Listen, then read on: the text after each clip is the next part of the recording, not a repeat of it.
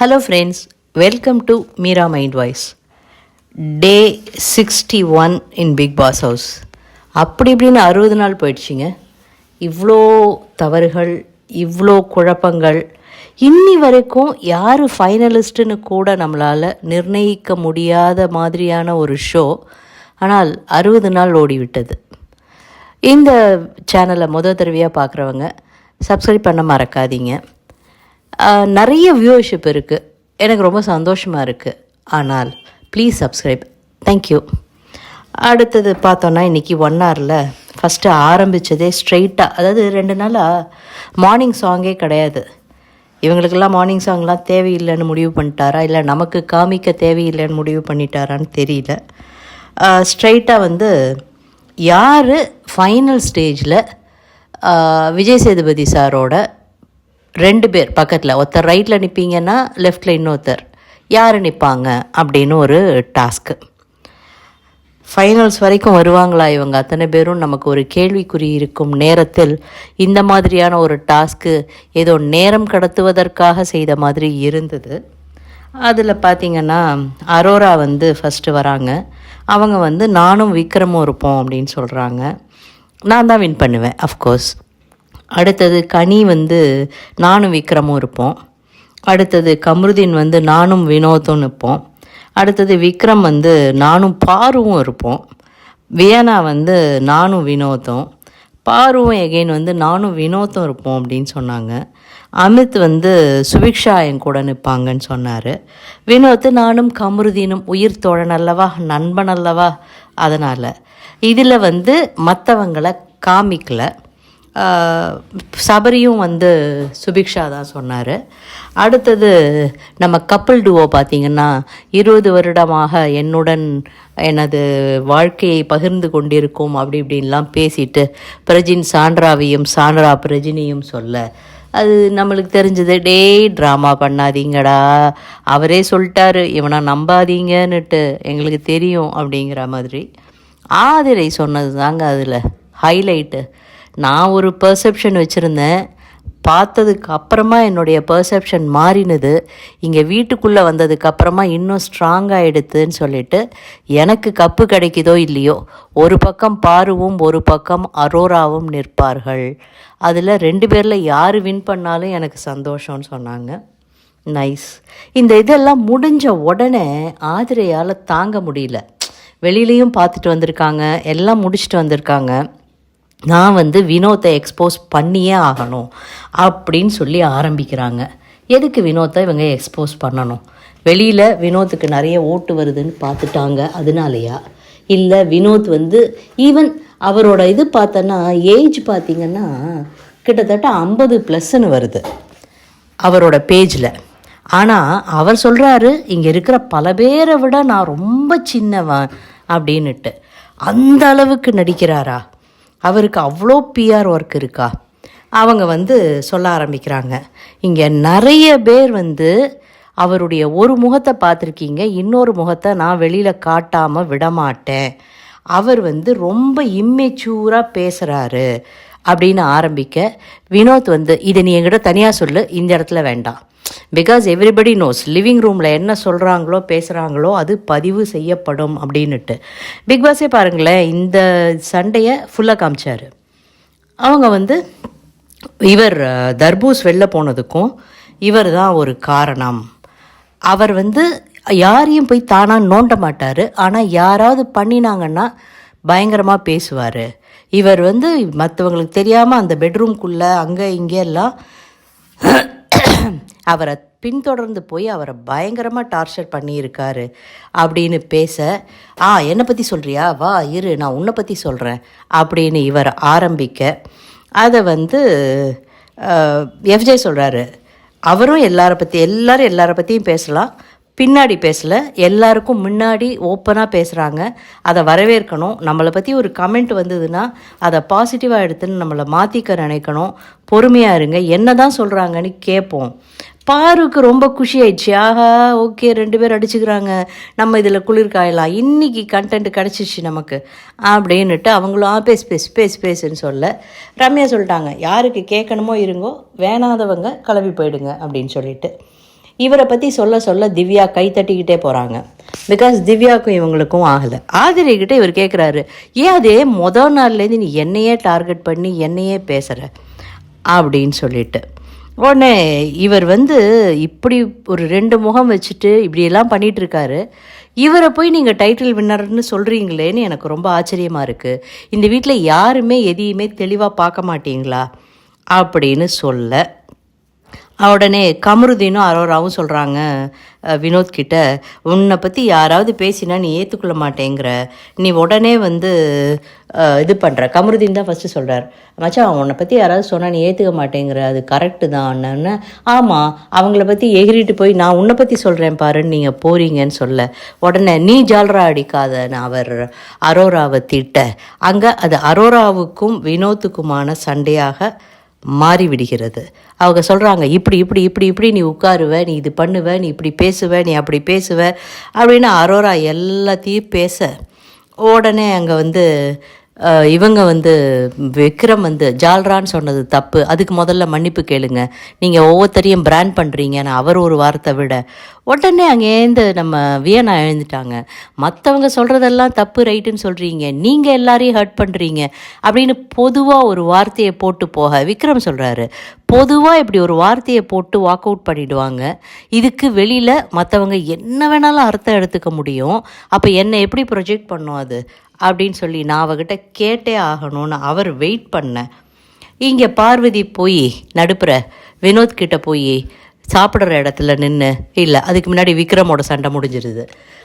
விக்ரம் ஏன்னா அவள் கூப்பிட்டு சொல்லி என்கிட்ட விக்ரம் க்ளீனாக தெளிவாக சொல்கிறாரு, இந்த இன்சிடெண்ட்டில் நான் பார்வதியை இப்படி பேசினேன், அவங்க தப்பு எனக்கு பிடிக்கலன்னாங்க, சாரி கேட்டேன், அதுக்கப்புறம் நான் பேசலை.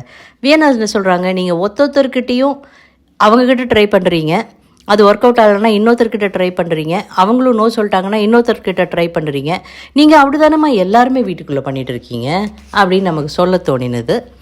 உடனே வியனாக்கு வேறு எதுவுமே விஷயம் இல்லைங்கிறதுனால, நான் துணி ஊற வச்ச பக்கெட்டை கொண்டு நடு ஹாலில் வச்சிங்க, அதை நோண்டி பார்த்தாரான்னு யாரோ கேட்டாங்க, அது தவறு இல்லையா, அதை நீங்கள் கேட்கலையான்னு ஆரம்பிக்க, அந்த நேரத்தில் எல்லாருமே செமி ஸ்லீப்பில் இருந்தாங்க, எல்லாருமே ஒரு விதமான ஒரு மனோநிலையில் இருந்தாங்க. தலை சொன்னாங்கங்கிறதுக்காக இவர் கொண்டு வச்சதோடு சரி. அதுவும் பின்னாடி பார்த்தா அரோரா வியனா, ரம்யா, பாரு 3 பேரும் சேர்ந்து போட்ட ட்ராமா.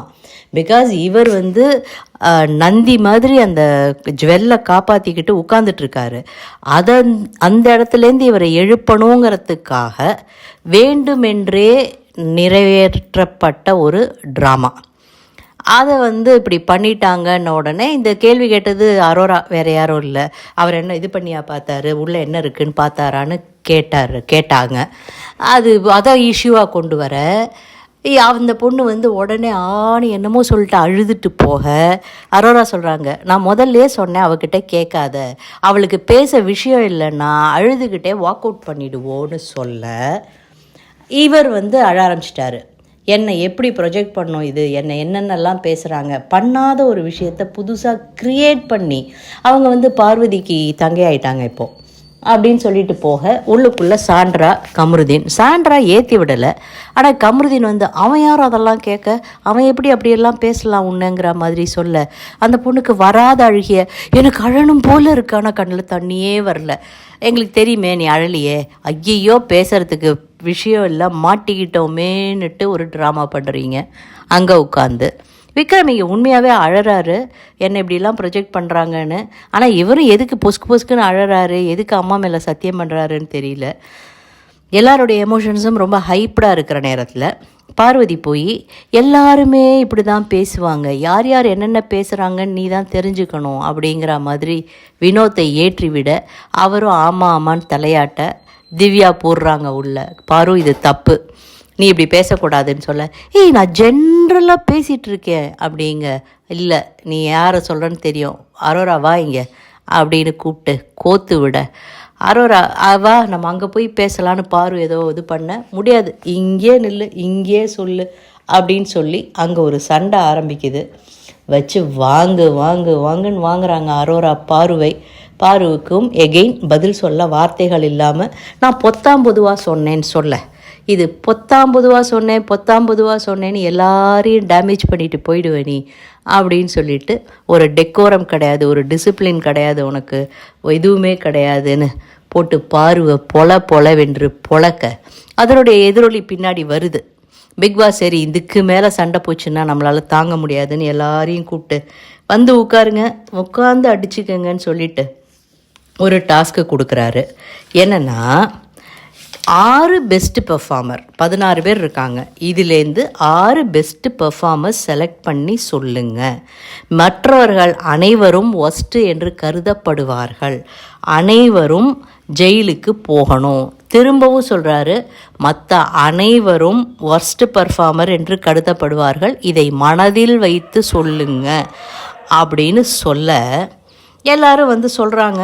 ஆனால் இதில் கொஞ்சம் அநியாயமான விஷயம் என்னென்னா, இந்த டாஸ்க் ஒரு முன்னே நகர்றதுக்கு இவங்க அத்தனை பேரும் நேத்திக்கு வந்து பெஸ்ட்டு டீம்னு ரெட்ரோ டீம் பேர் வாங்கிறதுக்கு காரணமாக இருந்த சுபிக்ஷா சில பல ஓட்டுகளில் ஒஸ்ட் பர்ஃபார்மன்ஸில் போயிடுறாங்க. இதில் பார்த்திங்கன்னாக்க விக்ரமுக்கு 12 ஓட்டு, சபரிக்கு 12 ஓட்டு, பிரஜினுக்கு 10, சாண்ட்ரா 9, கனி 9, அரோரா 9. இவங்க பெஸ்ட்டு பெர்ஃபார்மர். ஏற்கனவே பாரு அரோரா கிட்ட அடி வாங்கியிருக்காங்க பேச முடியாமல். அடுத்தது பெஸ்ட்டு பெர்ஃபார்மர் ஆயிட்டாங்க. நம்ம கமருதீனும் பாருவும் ஒஸ்ட்டு பெர்ஃபார்மன்ஸில் உள்ளே போகிறாங்க. இது எதையும் தாங்க முடியாமல் கமருதீனை ஏற்றி விட அவர் போய் அங்கேருந்து ஆதிரை சும்மா இல்லாமல் வந்து நீ என்ன நாய் பெயின்லாம் பேசிக்கிறேன்னு கேட்க உடனே ஐயோ நான் இவ்வளோ நாயின்னு சொன்னது தப்பாமான்னு கமருதீன் அரோரா காலில் விழ, ஏய் என்ன பண்ணுற எங்கிட்ட வராதன்னுட்டு நீங்கள் என்ன பண்ணுறீங்கன்னு கேட்ட உடனே என்ன நீ மரியாதையாக பேசுகிறது தப்புன்னு அந்த பொண்ணை உட்காத்தி பேசுகிறாரு மண்டையை கழுவுறாரு. லிட்ரலாக அது வந்து பிரெயின் வாஷிங் தான். அதாவது இவருக்கு பாருவும் வேணுமா அரோராவும் வேணுமா, நீ வந்து என்னை ஃப்ரெண்டாக கருதலை, நீ வந்து இப்படி பண்ணுற, ஆதிரை வந்துட்டான்னு நீ மாறி போயிட்ட, என்னங்க தப்பு, உள்ளுக்குள்ளே இருக்கிற பாருவோடையே சேர்ந்தால் நீங்கள் மாறிடுறீங்க, அரோராவாட இருந்தால் வேறு மாதிரி இருக்கீங்க. அப்படிங்கும்போது இந்த பொண்ணு மாறுறதுல என்ன தப்பு? இவங்க அத்தனை பேரையும் ஜெயிலுக்கு கதவை திறந்துட்டாங்க, உள்ளே போங்கன்ன உடனே அரோரா உள்ளே உட்காந்து பேசிகிட்டு இருக்காங்க. விக்ரம், கனி, அரோரா, சபரி, என்னம்மா பேசுது அந்த பொண்ணு. நான் இன்றைக்கி பார்வை கேள்வி கேட்டேனே, கமருதீன் கூட இருந்தால் என்னை கேட்க விட்டுருப்பான், நான் கேட்டிருப்பேன், என்னை கேட்க விடாமல் வாயாடச்சிருப்பான். அவள் இல்லாததுனால இவளை நல்லா என்னால் கேட்க முடிஞ்சுதுன்னு ஆரம்பித்து இவன் எனக்கு தேவையே இல்லை, நான் பேச ஆரம்பித்தேன்னா அவ்வளோதான் இவங்கள்லான்னுட்டு அவ்வளோ பேசுது. நிறைய வார்த்தைகள். நான் சிட்டுவாக இருந்தப்போ எனக்கு என்னுடைய இதுவே கொஞ்சம் சர்க்காஸ்டிக் பேச்சுங்கிற மாதிரி தான் சொன்னாங்க. அந்த கேரக்டரில் வச்சே நிறைய பேசினேன்னெல்லாம் பேசுது அந்த பொண்ணு. நல்லா இருந்தது. அவள் எக்ஸ்ப்ரெஸ் பண்ணுற மாதிரி அரோரா வெளியில் வந்தால் நல்ல டீசெண்டாக, அதே சமயம் மற்றவங்கள திவ்யாவும் ஆகட்டும் கோவப்படுறாங்க, டீசெண்டாக பேசுகிறாங்க, நியாயம் பேசுகிறாங்க. ஆனால் இந்த பாரு, வியனா இந்த மாதிரி ஆட்கள் இருக்காங்க பாருங்களேன், ரொம்ப டாக்ஸிக்காக பேசுகிறாங்க. அதாவது நான் சொல்கிறது மட்டும்தான் கரெக்டு, அடுத்தவன் எல்லாரையும் குழி பறிச்சுட்டு தான் நான் பேசிட்டு போவேன், அப்படி தான் பேசுகிறாங்க. திவ்யாவுக்கு ஜெயிலுக்குள்ளே போனதில் அவ்வளோ வருத்தம். அவங்க பிரஜின்கிட்ட அவ்வளோ கேட்குறாங்க. பிகாஸ் சாண்ட்ராவை சப்போர்ட் பண்ணி உள்ளே உட்காத்தி வச்சுட்டாரு, இவங்கள வெளில அனுப்பிச்சிட்டாங்க. அது ஆப்வியஸ் தானே. நீங்கள் இந்த வீக் முழுக்க நடந்த நிகழ்வுகளை எங்கே ஓட் பண்ணாலும் பாருங்கள், பிரஜின் சாண்ட்ரா, சாண்ட்ரா பிரஜின் தான். இன்றைக்கி ஈவன் அரோமா டாஸ்க் வந்தது, அதுலேயும் பார்த்தீங்கன்னாக்க பிரஜின் ஜட்ஜு, சாண்ட்ரா இருக்கிற டீமுக்கு தான் அதுலேயும் இது போச்சு, அவார்டு போச்சு. ஸோ அது மாற மாட்டாருங்க. இதில் பிக் பாஸ் ஒரு ட்விஸ்ட் வைக்கிறாரு. அதாவது ஜெயிலில் இருக்கிற 10 பேருக்கும் ஒரு இது அறிவிப்பு. நீங்கள் என்ன பண்ணணும், இவங்களை வந்து உள்ளே போகணுங்கிறது மட்டும் இல்லை, கழுத்தில் ஒரு ஸ்லேட்டு கொண்டு வந்து எதனால் நீங்கள் ஒஸ்ட் பெர்ஃபார்மர் ஜெயிலுக்கு போகிறீங்கன்னு எழுதி மாட்டிக்கிட்டு போகணுன்னுட்டு எல்லாருமே ஆக்சுவலாக எழுதியிருக்கணும். மற்றவங்களோட பார்வையில் நாங்கள் அப்படி தெரிஞ்சோம் அதனால் போகிறோம் அப்படின்னு சொல்லிட்டு. ஏன்னா எஃப்ஜேக்கு 2 பேர் ஓட் பண்ணாங்க, திவ்யாவுக்கு கனியை தவிர வேறு யாருமே மென்ஷன் கூட பண்ணலை. ஸோ இது வந்தோடனே சிறையில் இருக்கிற வரைக்கும் அந்த இது பண்ணிகிட்ருக்கணும். 10 பேருக்கும் ஒரு அறிவிப்பு. சிறையில் இருக்கிறதுலேருந்து ஒருத்தரை நீங்கள் எல்லாருமா ஓட் பண்ணி பேசி வெளில அனுப்பலாம். அப்புறம் ஒவ்வொரு பஸ்ஸர் வரும்போதும் ஒருத்தராக வெளில வருவாங்க அப்படின்ட்டு. இது ஃபஸ்ட்டு கலந்து பேசி அமித் அனுப்பிச்சிடுறாங்க. திவ்யா அப்பயே சொல்கிறாங்க, திவ்யா ஓட்டு போடுறது சுபிக்ஷாக்கு. ஏன்னா அந்த பொண்ணு தான் ஃபஸ்ட்டு நெக்லஸ் எடுக்கிறதுக்கு இனிஷியேட் பண்ணது. இந்த டாஸ்க்கை பற்றி மட்டுமே யோசித்து டாஸ்க்குக்காகவே விளையாடினது அந்த பொண்ணு. அதை ஓட்டு பண்ணுறாங்க. ஆனால் அமித்தை வெளில அனுப்பிச்சிடுறாங்க. செகண்டாக வெளியில் போயிருக்கிறது சுபிக்ஷா. அடுத்தது சுபிக்ஷாவை ஓட் பண்ணி அனுப்பிச்சிருக்காங்க. இப்படி ஒவ்வொருத்தராக வெளியேற இதில் கொடுமை என்னென்னா, ஆதிரையும் திவ்யாவும் உள்ளே தான் உட்காந்துருக்காங்க. பாரு என்ன பண்ணாங்க இந்த டாஸ்கில், கம்ருதீன் என்ன பண்ணார், 2 பேரும் தூங்கினாங்க. அவங்க எல்லாரும் வெளில வந்துட்டாங்க. கடைசியாக 5 பேர் இருக்காங்க. ஆதிரை, திவ்யா, வியானா, ரம்யா அண்டு வினோத். 5 பேர் இருக்கும்போது வினோத் ரதர் வியானாவை விட நல்லாவே கேரக்டரில் இருந்தார். பயங்கரமாக கவுண்டர்லாம் கொடுத்துட்டு இருந்தார். இந்த 5 பேர் இருக்கும்போது பிக் பாஸ் சொல்கிறாரு, 2 பேரை வெளியேற்றலாம், மிச்சம் இருக்கிற 3 பேர் சிறை தண்டனை தொடரும் அப்படின்னுட்டு பிளான் பண்ணி ஓட் பண்ணி ரம்யா வியனாக்கும், வியனா ரம்யாவுக்கும் செல்ஃப் ஓட்டிங் தன்னைத்தானே போட்டுக்கிட்டு 2 பேரும் வெளில வந்துடுறாங்க. ஆதிரை, திவ்யா அண்டு வினோத் உள்ளே இருக்காங்க. வினோத் புலம்புறாரு, 2வது வாரமாக நான் உள்ளே உட்காந்துட்டு இருக்கேன்னுட்டு.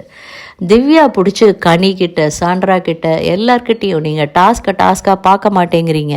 நான் அவ்வளோ எஃபர்ட் போட்டு அத்தனை பேருக்கும் சோறு போட்டுட்டு இருந்தேன். கிச்சன்லேயும் வேலை செஞ்சேன், டாஸ்க்லேயும் வேலை செஞ்சேன்.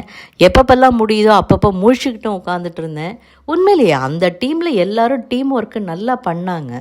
யாராவது சொன்னாங்களா உங்கள் டீமில் இருக்கிறவங்கள தவிர வேறு யாருக்கும் நீங்கள் டிவைட் பண்ணி போடணும் ஓட்டுன்னெல்லாம்? அப்படிலாம் சொல்லலைல்ல.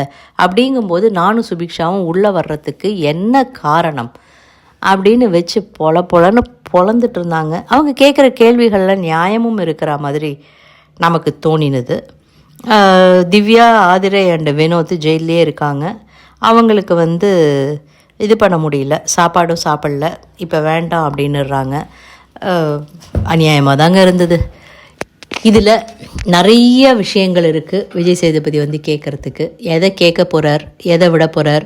பாருவும் கம்ருதீனும் பண்ணின அட்டகாசங்களையா, பிக்பாஸையும் மதிக்காமல், விஜய் சேதுபதி சாரையும் மதிக்காமல், யார் வேணாலும் என்ன வேணாலும் பண்ணிக்கங்கடான்னு அவங்க பண்ணுறதையா, வியன்னாவினுடைய அக்யூசிஷன்ஸையா?